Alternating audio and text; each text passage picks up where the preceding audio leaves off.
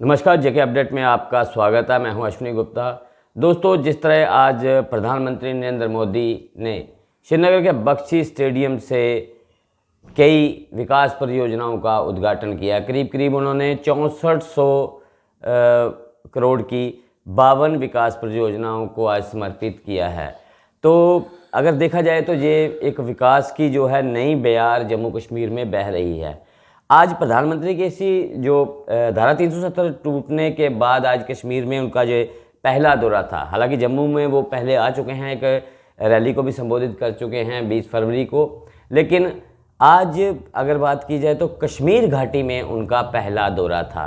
तो इस दौरे को किस नज़रिए से देखा जा रहा है, इसी पे बात करने के लिए हमारे साथ यहाँ पर मौजूद हैं वरिष्ठ पत्रकार सतीश वर्मा जी। उन्हीं से हम बात करेंगे। तो सर, सबसे पहले जेके अपडेट में आपका स्वागत है। शुक्रिया सर। ये इस दौरे को आप किस लिहाज से देखते हैं, क्योंकि जिस प्रकार से एक बात कही जा रही है, लगातार हर तरफ से यही बात सामने आ रही है कि ये दौरा कहीं ना कहीं विकास को गति देने के लिए एक बहुत अहम दौरा था, तो इस पर आप क्या कहेंगे?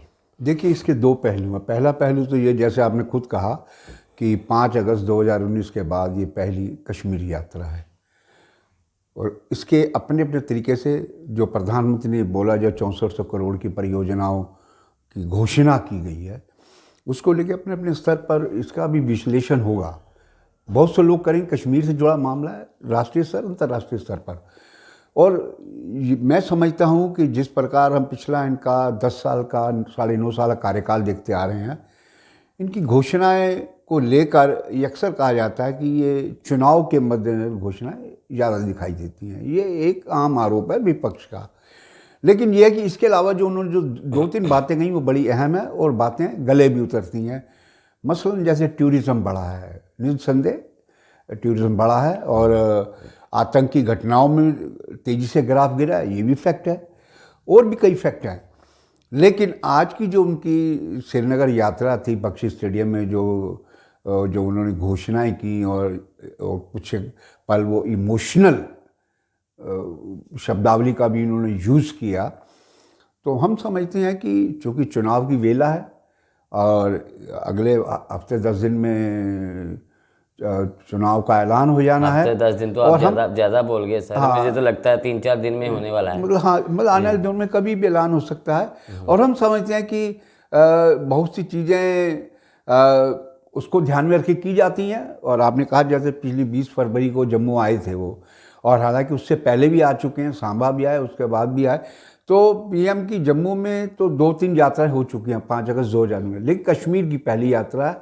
और ये अच्छी बात है कि कश्मीर से उन्होंने एक संदेश देने की कोशिश की है कि हाँ भाई, प्राइम मिनिस्टर ऑफ इंडिया आए हैं, और सरहद पार एक संदेश देने की कोशिश है कि जो वो कंट्रोवर्सी 5 अगस्त 2019 के बाद कह रहे थे कि दर्जा ख़त्म हो गया, विशेष दर्जा ख़त्म हो गया, यूटी बना दी गई, तो उस नाते भी इस यात्रा को एक अहम तौर पे देखा जा रहा है। आज प्रधानमंत्री ने मेड इन इंडिया की बात की, उन्होंने बहुत से जो मधुमक्खी पालक हैं उनसे भी बातचीत की, और बड़े ध्यान से उन्हें सुना। कश्मीर में कई युवाओं के साथ उन्होंने बातचीत की है। तो एक ऐसा नहीं लगता, जैसे आपने कहा है कि ये चुनावी माहौल है, तो लेकिन क्या युवाओं को इससे बूस्ट नहीं मिलेगा जब एक प्रधानमंत्री बिल्कुल रूबरू बात कर रहा है, कि युवा के साथ बात कर रहा है, तो उसमें युवाओं में एक नई ऊर्जा का संचार नहीं होगा कि नई प्रधानमंत्री हमसे बात करता है? अमूमन अगर देखा जाए तो शायद ये पहला मौका है कि भारत के किसी प्रधानमंत्री ने इस प्रकार से जन संवाद किसी रैली में किया हो। मुझे जहाँ तक याद है, हो सकता है मेरी ध्यान में ना रहा हो, लेकिन मुझे ऐसा लगता है। तो नहीं, आपको कैसा ऐसा लगता है? नहीं, ऐसा नहीं। अतीत में इंदिरा गांधी रही, राजीव गांधी रहे, और कई नेता रहे जिन्होंने आम जन से संवाद किया है। ये एक हिस्टोरिक चीज़ें हैं। दूसरी बात यह कि ये अच्छी बात है प्राइम मिनिस्टर बात करते हैं, लेकिन हमें ये भी ध्यान आता है कि जब पिछली मर्तबा वो जम्मू आए थे तो उन्होंने एक महिला से बात की थी। बाद में वो वीडियो बड़ा वायरल हुआ कि वो आम महिला नहीं थी, वो बीजेपी की पदाधिकारी थी, किश्तवाड़ की।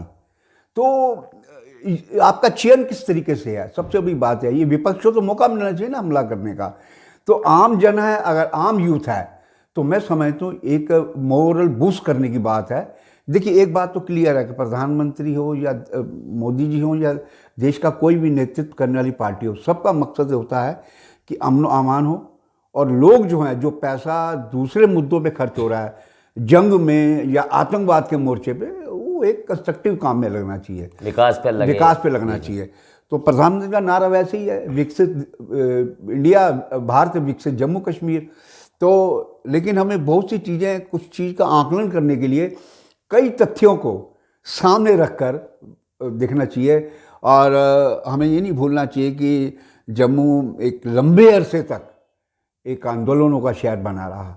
ये भी हमें अगर आप विश्लेषण करें तो बड़ी चीज़ें ये भी ध्यान में रखनी पड़ती हैं।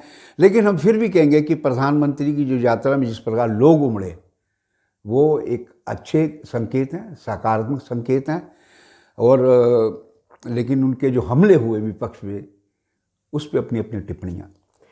आज प्रधानमंत्री ने अपनी रैली से एक सीधी बात कही। उन्होंने कहा कि जम्मू कश्मीर को धारा 370 का कोई फ़ायदा नहीं था, ये फ़ायदा सिर्फ चंद परिवारों को था। धारा 370 का लाभ चंद परिवारों को था, और उन्होंने परिवारवाद को लेकर आज फिर जो है हमला किया है। तो इसे आप कैसे देखते हैं? देखिए, 370 की बात है, ये हम इस बात से बिल्कुल ठीक कह रहे हैं, मोदी जो कह रहे हैं कि आप देखिए ना, पश्चिम पाकिस्तान की जो रिफ्यूजी 47 के वक्त, विभाजन के वक्त दिल्ली निकलने के बजाय या पंजाब निकलने के बजाय यहाँ आके सेटल हो गए, उनके ह्यूमन राइट्स का वायलेशन किया जा रहा था। जितनी भी सरकारें आई, वो घोर अन्याय था उनके साथ। केवल वो नहीं, इसके अलावा जो पंजाब से शायद बख्शी गुलाम मोहम्मद के वक्त, किसके वक्त लाए गए थे, इसलिए यहाँ हड़ताल हो गई थी सफाई कर्मचारियों की, वहाँ से ला गए, इस भरोसे पर लाए गए थे कि आपको हम यहाँ का डोमिसाइल देंगे, नागरिकता देंगे। नहीं दी गई। गोरखा समुदाय हैं और ऐसे भी लोग हैं। अब तो वाल्मीकि समुदाय को दे दी गई। हाँ, नहीं, पहले की बात कर रहा हूँ, पहले की बात कर रहा हूँ। मतलब, और वो लोग भी हैं हमारे जैसे, जो 20-20, 25-25 साल से काम कर रहे थे, लेकिन उनको हे दृष्टि से दिखाया जाता था कि आप तो बाहर के हैं। तो मैं समझता हूँ कि नरेंद्र मोदी ने और अमित शाह में ये दम था। हम इस बात के लिए उसकी प्रशंसा करेंगे कि उन्होंने इस चीज़ को, और आप देखिए ना, इस प्रकार की भी आरोप लगता है कि पूर्ववर्ती सरकार, चाहे नेशनल कॉन्फ्रेंस के लिए, उसमें था कि सेंट्रल एशिया से एक समुदाय विशेष के लोग आए, उनको दे दी गई यहाँ की नागरिकता। ये आरोप हैं, सच्चाई तो पता चलेगी क्या है। तो कुल मिलाकर देखा जाए कि इस कदम की पूरे देश में प्रशंसा हुई थी, और 370 तोड़े जाने की। लेकिन ये है कि स्टेट का दर्जा नहीं ख़त्म होना चाहिए। ये आम एक मन क्षोभ है, चाहे कश्मीरी आदमी है या जम्मू का है या कहीं का है। और जहाँ तक परिवारवाद की बात है, हमें ये भी नहीं भूलना चाहिए, ये फैक्ट्स पे है कि पीडीपी के साथ सरकार इन्होंने बनाई। जब मैंडेट आया था, खंडित जनादेश आया था 2014 दिसंबर में, उमर अब्दुल्ला वाजपेयी साहब की हुकूमत में विदेश राज्य मंत्री रहे, और बहुत से ऐसे मौके हैं जिन कमेटियों में इन्होंने रखा इन लोगों को, कश्मीरी लोगों को। तो कहने का मतलब है कि सर, पंजाब में भी तो सरकार अकाली के साथ ही, मतलब तो जम्मू कश्मीर पर्टिकुलर बात कर रहे हैं। कहने का मतलब कि परिवारवाद तो अगर हम अपने गरिमा में झांकें तो परिवारवाद तो सब जगह आपको दिखाई देगा। ये है कि वो चश्मा वो होना चाहिए जो निष्पक्ष भाव से दिखाई देता हो। सर, जैसा कि आपने कहा शुरुआत में, चुनावी माहौल है, चुनाव आने वाले हैं, तो कहीं ना कहीं जे पीएम के जो लगातार दौरे हो रहे हैं जम्मू कश्मीर में, हो सकता है कि जब चुनावों का ऐलान हो जाए उनके पास इतना समय ना हो कि वो जम्मू कश्मीर में दोबारा कोई रैली कर पाएँ। शायद उसी को कवर करने के लिए ये पहले से ही दौरे जो प्लान किए जा रहे हैं। तो जम्मू कश्मीर के चुनावी माहौल को आप किस तरह देखते हैं? जैसा कि आज प्रधानमंत्री जी ने जिस प्रकार से एक माहौल समा बांधा है, उसमें आप क्या देखते हैं? बीजेपी की स्थिति कहाँ पर देखते हैं? देखिए, आपने बड़ा बेहतरीन सवाल किया है, इस नाते कि पिछले कुछ दिनों से हम लगातार देख रहे हैं कि कांग्रेस से अलग होकर अपनी पार्टी बनाने लगे गुलाम नबी आज़ाद जब अलग हुए थे, उनके निशाने पे सिर्फ और सिर्फ कांग्रेस और गांधी परिवार था।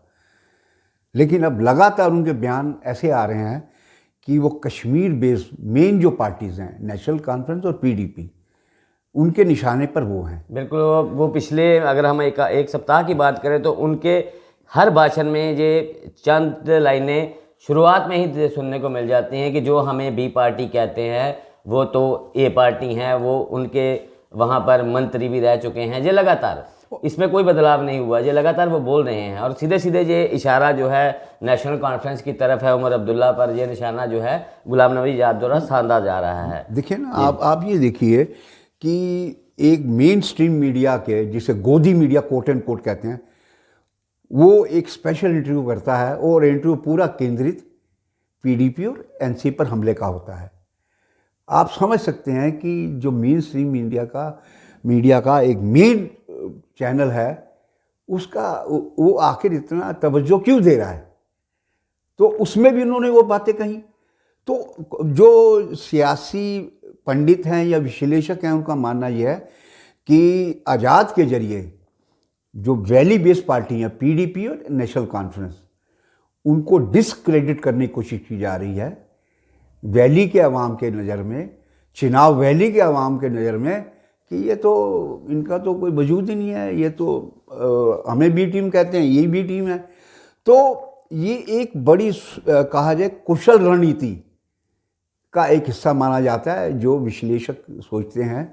और जिस प्रकार उन्होंने चुनाव में अपना कैंडिडेट उतारा चिनाब वैली से, डोडा उधमपुर से, बिल्कुल सरूरी साहब को उतारा है। हाँ, तो उसका भी अपने अपने संकेत हैं। संकेत ये है कि किसको आखिर फायदा पहुंचाना चाहते हैं। सरूरी इस स्थिति में तो है नहीं कि चुनाव जीत जाए, जो लोग जो दिखाई दे रहा फिलहाल, कल का पता नहीं, हो सकता है उनके फेवर में चुनाव नतीजा आ जाए। लेकिन फिलहाल नहीं लगता कि डॉक्टर जितेंद्र सिंह जैसे कद्दावर नेता के मुकाबले वो कुछ कर पाएंगे। कांग्रेस ने अभी, या विपक्षी गठबंधन है, उनकी ओर से अभी अधिकृत पीछे खबरें उड़ी कि वो जो वहाँ से कैंडिडेट है किचलू खड़ा कर आजाद किचलू को, लेकिन अभी अधिकृत बयान नहीं आया। कांग्रेस की तरफ से एक भी सीट लेकर अभी अधिकृत बयान नहीं आया। और हम समझते हैं कि सबसे ज़्यादा निगाहें इस चुनाव में, जिसका परिसीमन में पुनर्निर्धारण करके नई हदें तय कर दी गई, अनंतनाग और राजौरी संसदीय सीट है, उस पर सबसे ज़्यादा लोगों की निगाहें हैं कि आखिर उसके नतीजे क्या होंगे। भाजपा को तो एक किस्म से बड़ा विश्वास है कि वो बारामूला और अनंतनाग दोनों सीटों को वो कहीं ना कहीं वो जीत सकते हैं, क्योंकि ऐसे हमारे पार्टी नेताओं से बात होती है तो उनका भी ये मानना है कि हमने जिस प्रकार से बीजेपी की सरकार ने गुज्जर बक्कर वालों को आरक्षण दिया, पहाड़ियों को एसटी का दर्जा दिया है, तो उसका कहीं ना कहीं लाभ होगा। लेकिन सबसे अहम बात है जो कि जम्मू रियासी सीट की अगर हम बात करें या फिर उधमपुर कठुआ सीट की बात करें, तो ये दोनों सीटें भाजपा की साख का भी सवाल बन चुकी हैं, क्योंकि यहाँ पर दो बार जो है सांसद पहले जीत चुके हैं। अब तीसरी बार उन्हें मौका दिया गया है। तो अगर तीसरी बार उन्हें मौका दिया गया है तो उसके पीछे आपको क्या वजह लगती है? देखिए, हमें नहीं भूलना चाहिए कि अगर बूथ स्तर पर अगर संगठन मजबूती की बात है, वो सिर्फ और सिर्फ भाजपा की है। कांग्रेस के हमने देखा, जो पीछे उन्होंने पदाधिकारियों की सूची बनाई, एक लंबी फहरिस्त थी। और हम समझते हैं अगर वही उतनी पदाधिकारी अगर किसी प्रोटेस्ट में आ जाएं तो एक बढ़िया प्रदर्शन होता है। लेकिन पोस्ट लेकर कई लोग तो अपने घरों में बैठ गए कि दिखाने के लिए पटा कि हम आज फलाने पदाधिकारी, वाइस प्रेसिडेंट है, सेक्रेटरी या फलाना ढीकड़ा। तो हम समझते हैं कि बीजेपी के लिए फिलहाल ये तो कांग्रेस किसको कैंडिडेट अनाउंस करती है, सीट शेयरिंग में किसके हिस्से, ये डोडा और जम्मू सीट के लिए तो कांग्रेस के रमन भल्ला का करीबन तय ही माना जा रहा है। देखिए, जब तक पार्टी के सूत्रों से भी हमारी जो जानकारी नहीं है, ठीक है। तो अगर यहीं से हम, चलो विश्लेषण तो नहीं करना चाहिए इस बात का चुनावों से पहले, लेकिन फिर भी आपको क्या लगता है कि जुगल किशोर शर्मा जैसे नेता जो कि 2 बार पहले जीत चुके हैं, रमन भल्ला का भी कद कोई छोटा नहीं है, मंत्री रह चुके हैं और कांग्रेस के दिग्गज नेताओं में से एक हैं, आज कार्यकारी अध्यक्ष भी हैं, तो कैसा जम्मू का चुनावी समीकरण कैसा बैठता आपको दिखाई दे रहा है? देखिए, मुझे दिल्ली के एक बहुत बड़े भाजपा ने जिनसे मेरी अक्सर बात होती है, उनका बहुत स्पष्ट कहना है कैंडिडेट कोई भी खड़ा हो जीतेगा मोदी के नाम पर, उसकी अपनी हैसियत नहीं है, वो कोई हो ABC। हमें ये नहीं भूलना चाहिए कि उसके खिलाफ रमन भल्ला आ रहा है, जुगल के खिलाफ, जुगल अगर जीतते हैं तो मोदी के नाम से ही जीतेंगे। जुगल शर्मा के बारे में आम चर्चा है कि जब उन्होंने पार्लियामेंट में बैठ के एक मेट्रो रेल चला दी सांबा तक जम्मू में, जो कि अभी कहीं है ही नहीं, कहीं कागजों पे। तो इस प्रकार एक सांसद देश की सबसे बड़े लोकतंत्र के मंदिर में इस प्रकार के भ्रामक तथ्य दे सकता है, तो उस आदमी से क्या तवक्को है। तो हम समझते हैं कुल मिलाकर ये चुनाव मोदी के नाम पर है। मोदी जिसको खड़ा करेंगे, वोट मोदी के नाम पर आने हैं। और दूसरी बात जो आपने कहा कि भल्ला, हाँ ठीक है, भल्ला एक बेस वाले आधारभूत नेता हैं, उनकी अपनी एक छवि है, लेकिन कांग्रेस में हो सकता है कि कोई नया चेहरा भी आ सकता है। लेकिन अभी तक फिलहाल आप ठीक कह रहे हैं कि भल्ला का नाम सामने आ रहा है। और लेकिन मैं फिर आऊँगा अनंतनाग और राजौरी सीट पर। वो बीजेपी के लिए एक, चूँकि जिस प्रकार का परिसीमन हुआ है और जिस प्रकार पहाड़ी कबीलों को आरक्षण दिया गया है। सर मैं आपकी बात काट रहा हूँ जी। जैसा कि मैंने पिछले दिनों से लगातार टीवी चैनलों पर डिबेट्स भी सुन रहा हूँ, उसमें एक बात सामने आ रही है, लगातार जो विपक्ष के नेता हैं वो बीजेपी पर एक आरोप दाग रहे हैं। उनका ये कहना है कि बीजेपी के पास नेता ही नहीं है, वो विपक्ष के बेहतरीन नेताओं को तोड़कर, डराकर, धमकाकर, लालच से ले जा रहे हैं। हालांकि इस पर हम नहीं जाएंगे कि किसे डराया जा रहा है, किसे धमकाया जा रहा है या लालच दिया जा रहा है, लेकिन क्या ये सही है? आप मानते हैं कि भाजपा के पास नेताओं की कमी है जो बाहर से नेता लाए जा रहे हैं? देखिए, आपकी बात कुछ हद तक सही लगती है। इसलिए हम महाराष्ट्र से अगर शुरू करें तो अशोक चव्हाण कांग्रेस के मुख्यमंत्री रहे हैं। उनके पिता एस.बी. चव्हाण के एक बड़ी स्ट्रॉन्ग गृह मंत्री रहे, सेंट्रल में चीफ मिनिस्टर रहे, एक बड़ी स्ट्रॉन्ग छवि रही। लेकिन आपको याद होगा कि इसी अशोक चव्हाण पर आरोप लगा था, जो कारगिल के शहीद थे उनके नाम पर आदर्श कोऑपरेटिव सोसाइटी बनी थी, ग्रुप हाउसिंग, और उसमें उनका नाम आया था घोटालेबाजों में। बीजेपी ने आरोप लगाए थे कि घोटालेबाज हैं, और इस प्रकार की खबरें थी कि अगर वो कांग्रेस छोड़ते तो उन पर फंदा पड़ सकता था। वो कांग्रेस छोड़ कर आए, अगले दिन 2 दिन बाद उनको राज्यसभा दे दी गई। मिलिंद देवड़ा छोड़कर आए, उनको राज्यसभा दे दी गई, जो कांग्रेस के नेता थे, राहुल गांधी के युवा टीम के सदस्य थे। केवल वो नहीं, कृपा शंकर सिंह जो कांग्रेस के अध्यक्ष रहे बम्बई में, उनके ऊपर माफिया का आरोप लगता रहा कि अंडरवर्ल्ड चलाते हैं। वो अचानक, ये नहीं कि पहले थे, अचानक पता चला कि उनको पूर्वांचल से बीजेपी ने चुनाव मैदान उतार दिया, बॉम्बे से लाकर। मूलतः वो वहीं के रहने वाले हैं। तो कहने का मतलब, आपने ठीक कहा कि ऐसा प्रतीत होता है कि जैसे कि बीजेपी के पास अपने भरोसे के कैंडिडेटों को उतारने का थोड़ी संकोच हो रहा है। इसलिए कांग्रेस से जो पैराशूटी नेता हैं जो लाए गए हैं, उनको मौका दिया जा रहा है। लेकिन ये बात, वोट तो जनता ने डालने हैं, तय तो जनता करेगी कि किसको चुनना है, किसको नहीं चुनना। आप अनंतनाग सीट की बात कर रहे थे। अनंतनाग सीट पर ऐसा माना जा रहा है कि जो मुस्लिम प्रत्याशी होगा, विशेषकर पहाड़ी एसटी कैटेगरी का, तो उस पर जो है सभी दल दाव अधिक लगाएंगे, क्योंकि उनका वोट शेयर वहाँ पर अधिक है। तो उस हिसाब से अगर हम देखें तो भाजपा में फ़िलहाल हाल ही में शामिल हुई हैं वहाँ से शहनाज गनई जी, तो उनका नाम भी उस लोकसभा सीट के लिए बड़े प्रमुखता से चल रहा है बीजेपी की तरफ से। वहीं भाजपा के प्रदेश अध्यक्ष रविंद्र रैना, जो लगातार उस सीट पर प्रचार भी करते रहे हैं, उनका नाम भी प्रमुखता से आ रहा है। दूसरी तरफ अगर देखा जाए तो पीडीपी से महबूबा मुफ्ती का नाम आ रहा है। तो इन सब के बीच आप क्या देखते हैं? क्या वाकई ही पहाड़ी जो एसटी स्टेटस मिलने के बाद इस सीट पर उसका प्रभाव होगा, या फिर किसी चेहरे कद्दावर नेता को वहाँ पर ज़्यादा लाभ मिलेगा? देखिए, जब इनको एसटी स्टेटस दिया गया, मेरी राजौरी और पुंछ में कई पहाड़ी कबीले के लोगों से बात हुई। मैंने अपने अखबार में स्टोरी में कई छापी लगातार इस विषय को लेकर। तो उसमें उनका ये कहना था कि इस बार का पहला वोट हम मोदी को देंगे, चाहे वो कबीले के हिंदू हैं या मुस्लिम समुदाय के, किसी समुदाय के लोग हैं।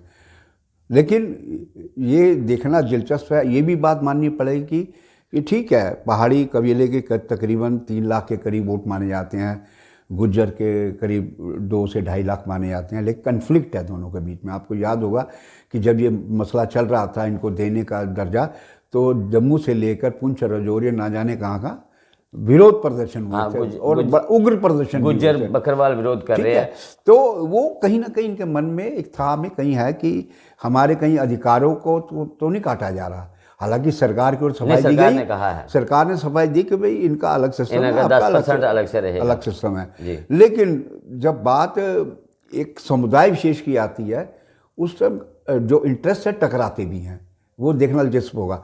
आपने जिन दो कैंडिडेट की बात करी, डॉक्टर क्या नाम है जो शहनाज गिनई, वो क्या नाम है जो एनसी छोड़कर आए, शहनाज गिनई और रविंद्र रैना, मुझे जो नई दिल्ली के सूत्र बता रहे हैं तो वो मुझे ठीक भी लगता है कुछ। ये तो अब ऐलान भर आप देखिए ना, टोटल लद्दाख समेत 6 लोकसभा सीटें हैं।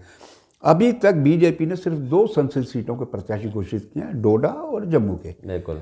और चाहते तो वो अनंतनाग, चूंकि रजौरी से जुड़ा, इसका भी कर सकते थे।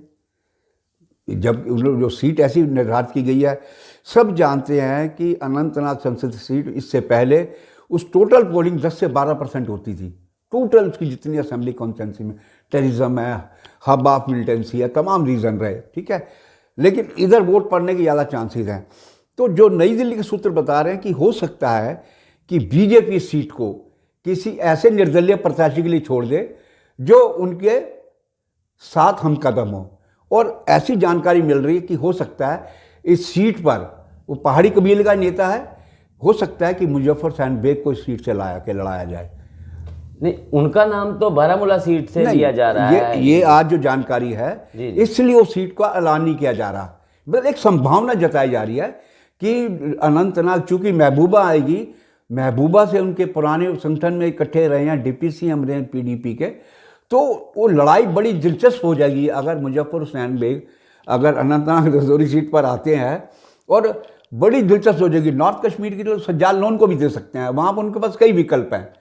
लेकिन यहाँ वो चाहते हैं कि पहला चुनाव है, किसी भी सूरत में ये जीता जाना चाहिए, शहनाज गिनई हो या रविंद्र रैना हो। पहाड़ी कबीले में जो एक्सेप्टेंस मुजफ्फर हुसैन बेग की है, चूँकि वो खुद पहाड़ी हैं, तो मैं समझता हूँ उसका बेनिफिट बीजेपी उठा सकती है। और बीजेपी ने इसलिए शायद अभी तक ये पत्ता खोला नहीं है। ये हो सकता है, मेरे को जो मेरे हालांकि वो बीजेपी में शामिल नहीं हुए हैं। प्रधानमंत्री की अगर हम आज भी थे और जम्मू में भी थे। हाँ, जम्मू की रैली में भी थे और आज भी थे, श्रीनगर में थे। कहने का मतलब अब ये है कि ऐसा हो सकता है, जो मेरे दिल्ली के सूत्र बता रहे हैं कि इसलिए ये सीट को एक इंडिपेंडेंट के तौर पर, आपको इस प्रकार की खबरें याद होंगी कि पिछले दिनों इस प्रकार के कयास कहें, अफवाहें कहें या खबरें कहें, ये भी था कि डोडा उधमपुर से बीजेपी चाहती थी आज़ाद बीजेपी ज्वाइन करे तो इसको हम कैंडिडेट बनाएं। लेकिन आज़ाद की मन ये था कि वो इंडिपेंडेंट लड़ेंगे, बीजेपी सपोर्ट करे। इस प्रकार के अफवाहें, कितनी सच्चाई हम नहीं जानते, लेकिन इस प्रकार की खबरें नई दिल्ली तक भी थी, सिर्फ जम्मू कश्मीर में नहीं है। तो हम समझते हैं कि इस पर हो सकता है, क्योंकि इनके अच्छे रिलेशन रहे हैं मुजफ्फर हुसैन बेग साहब के। उनकी बीवी वहाँ बारामूला में डीडीसी की चेयरपर्सन है और अंबानी के वकील रहे हैं, सुप्रीम कोर्ट के वकील हैं मुजफ्फर हुसैन बेग साहब। उनकी एक बड़ी स्ट्रॉन्ग और अच्छी छवि है। कुल मिलाकर हमने भी जो देखा है कि उनको पर किसी प्रकार का इस प्रकार का आरोप नहीं है कि करप्शन वगैरह ही है। तो बीजेपी इस पे दाव इंडिपेंडेंट को सपोर्ट करके लगा सकती है। बात तो हम प्रधानमंत्री की रैली की कर रहे थे, लेकिन इस बीच एक सवाल और मेरे जहन में उठ रहा है कि लगातार अगर हम बात करें तो पिछले कुछ दिनों से अल्ताफ बुखारी जी जो है वो एक किस्म से गायब होते हुए दिखाई दे रहे हैं। जिस प्रकार से वो पहले हमलावर रहते थे, हालांकि सरकार के अगेंस्ट कभी उन्होंने कुछ नहीं बोला है। वो जब भी बोलते थे सरकार के समर्थन की बात करते, बल्कि आज़ाद को भी बी टीम कहा था एक बार उन्होंने, जब आज़ाद में पार्टी बनाई, उन पर भी आरोप लगे थे कि वो बी टीम हैं।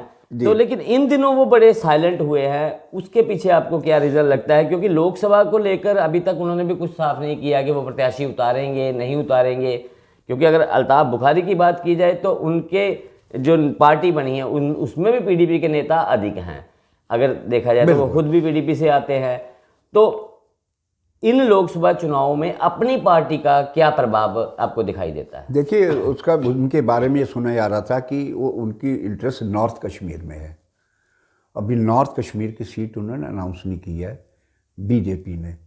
अब सज्जाद लोन सबको मालूम है कि जब मुफ्ती साहब सीएम बने थे कोलिशन गवर्नमेंट में, तो सज्जाद लोन बीजेपी कोटे से कैबिनेट मिनिस्टर बनाए गए थे, सबको मालूम है। बिल्कुल। वो अलग बात है कि पहली कैबिनेट वो स्किप कर गए थे, और गई ने उनको पोर्टफोलियो उनके मन माफिक नहीं मिला था सज्जाद लोन को, ये भी सबको मालूम है। तो हम समझते हैं कि अल्ताफ बुखारी हो, सज्जाद लोन हो। देखिए, नई दिल्ली का इस टाइम जो इंटरेस्ट सबसे ज़्यादा है, अनंतनाग सीट को तो जीतना ही है, उसके अलावा उनका सबसे बड़ा इंटरेस्ट ये है कि पीडीपी और नेशनल कॉन्फ्रेंस, इन दोनों को डिसक्रेडिट कर दिया जाए। कश्मीरी आवाम में ये मैसेज आए कि ये लोग ये जीतेंगे, फिर बीजेपी से हाथ मिलाएंगे। और पुराने उदाहरण दिए जा रहे हैं, जिस प्रकार पिछला 2014 का विधानसभा चुनाव हुआ था, तब दोनों ओर से पीडीपी और बीजेपी, मैं खुद वहाँ था, मैंने खुद पीएम मोदी के मुँह सुना था किस प्रकार की भाषा वहाँ यूज़ की गई, एक दूसरे के खिलाफ अमर्यादित भाषा भी बोली गई, जमकर बोली गई। लेकिन जब फ्रैक्चर मैंडेट आया, खंडित जनादेश आया, तो सरकार बना ली। तो महबूबा मुफ्ती के लिए भी मुश्किल है। और ये जो हमले किए जा रहे हैं, आप आज़ाद का जिक्र कर रहे थे कि आखिर क्या वजह हुई, जबकि आज से 2-3 महीने पहले तक तो वो इस तरह की बात ही नहीं करते थे आज़ाद, बल्कि फारूक साहब बोलते थे। मैंने उनके कई स्टेटमेंट देखे हैं। लेकिन अचानक ये हृदय परिवर्तन कैसे हुआ? तो जो सियासी पंडित हैं उनका ये मानना है कि मकसद ये है कि परिवारवाद, जैसे प्राइम मिनिस्टर लगातार बोलते आए हैं, पीडीपी और एनसी पर हमला करते, कांग्रेस पर तो हमला करते ही हैं वो, और इस प्रकार जैसे अब आपको याद होगा कि देवेंद्र राणा ने भी एक बयान दिया था कि जब खंडित जनादेश आया था उस पर वो एनसी के प्रोविंशियल प्रेसिडेंट थे, एमएलए थे, उमर अब्दुल्ला के साथ वो दिल्ली गए थे कि हम मिलकर बनाते हैं सरकार। इस तरह का बयान, जब इनका बयान है, जब फारूक अब्दुल्ला ने कहा था कि हम अलग लड़ेंगे, हम उसके साथ नहीं लड़ेंगे महागठबंधन, उसके इमीडिएट बाद ये प्रतिक्रियाएं शुरू हो गई थी। तो कई बार क्या होता है कि कोई गेम प्लान भी होता है, रणनीति भी होती है, और कई बार ये होता है कि अपने को एक शख्स के प्रति ज़्यादा वफादार। आपको क्या लग रहा है कि इंडिया गठबंधन बिल्कुल सही लाइन पे चल रहा है जम्मू कश्मीर में? क्योंकि जिस प्रकार से अगर हम बात करें तो एनसी के नेताओं द्वारा कल बयान दिए गए कि हम कश्मीर की 3 सीटों पर चुनाव लड़ेंगे। अगर वो 3 सीटों पर लड़ेंगे तो फिर पीडीपी को कौन सी सीट दी जाएगी? कांग्रेस तो चलो हम मानते हैं कि जम्मू की सीट उन्हें दे दी है, लद्दाख में अच्छा है, लेकिन क्या उधमपुर की सीट दी जाएगी पीडीपी को? बस्ती तो वही है, लेकिन पीडीपी का उस प्रकार से जनाधार नहीं है वहां पर कि वो उस सीट को जीत सके। तो इस प्रकार से बातें की जा रही हैं, तो उससे क्या लगता है कि कहीं इंडिया गठबंधन में कुछ गड़बड़ है उसमें? देखिए, आपको याद होगा कि जो पहला बयान आया था फारूक साहब का कि एनसी 3 सीटों पे प्रत्याशी खड़ा करेगी, उससे 2 दिन पहले ईडी ने उनको तलब किया था जेकेसी घोटाले में, जो उनके खिलाफ करोड़ों रुपए के करप्शन का, इनकम टैक्स का भी केस है, सीबीआई का भी है, ईडी भी है। तो तब ये कहा गया था कि वो प्रेशर में वो बयान था। लेकिन उसके हालांकि उसके बाद बयान उमर अब्दुल्ला ने कहा नहीं, हम ऐसा नहीं कर रहे। तो जिस पर आज़ाद साहब ने कहा था कि ये बाप बेटा फिक्स मैच है, कुछ को वो ये सब तय करके बोलते हैं, तुमने क्या बोलना है, मैंने क्या बोलना है। तो उसके बाद खुद फारूक साहब ने कहा था कि अभी हमारी मीटिंग चल रही है, 2 दौर की मीटिंग हो गई है, तीसरे दौर की मीटिंग कल भी जयराम रमेश ने कहा है, प्रवक्ता जो है चीफ स्पोक्सपर्सन कांग्रेस से, कि एक बंगाल और एक जम्मू कश्मीर, इन दोनों स्टेट में अभी हमारी बात फाइनल नहीं हो पाई है, बातचीत चल रही है। और उम्मीद करते हैं कि अगले 2-3 दिन में, चूँकि उसकी यात्रा भी राहुल गांधी की समाप्ति की ओर बढ़ रही है, तो हम समझते हैं कि वो चीज़ें तय हो जाएंगी। लेकिन ये जो बार बार एनसी की तरफ से कहा जा रहा है, ये कहीं ना कहीं फारूक साहब को लगता है कि ईडी का दबाव है। ईडी इस उम्र में, उनकी उम्र दराज है काफ़ी, और हर कोई आदमी सोचता है कि बुढ़ापे में क्यों संकट में डाला जाए खुद को, बयान ही देना है, दे दीजिए बयान। चलिए, चलते चलते आखिरी सवाल, आपको क्या लगता है कि प्रधानमंत्री का जो आज का दौरा है उससे कितना लाभ बीजेपी को होने वाला है?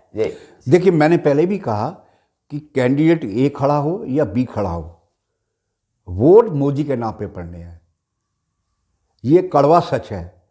कोई कहे मैंने ये काम कर दिया, वो कर दिया, आज सभी नेताओं के ट्विटर हैंडल पर, फेसबुक पर मोदी का परिवार, बस साथ में नजर तो आ। कहने का मतलब वो परिवार जो चला वो एक लालू यादव की टिप्पणी पे चला, बिल्कुल। वो एक कंट्रोवर्सी अलग है उस पर। नहीं, प्रधानमंत्री तो नारा दे दिया है। हाँ, तो वो एक अलग कंट्रोवर्सी है।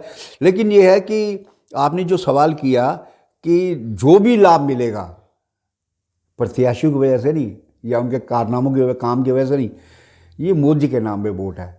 हमने देखा है कि अशोक गहलोत चीफ मिनिस्टर, आज से जब वसुंधरा राजे की सरकार बनने से पहले सर्वे आए थे, बड़ी बड़ी मैगजीनों ने लिखा था कि इस जैसा बेहतरीन चीफ मिनिस्टर हिंदुस्तान में सबसे बेहतरीन चीफ मिनिस्टर कहा गया।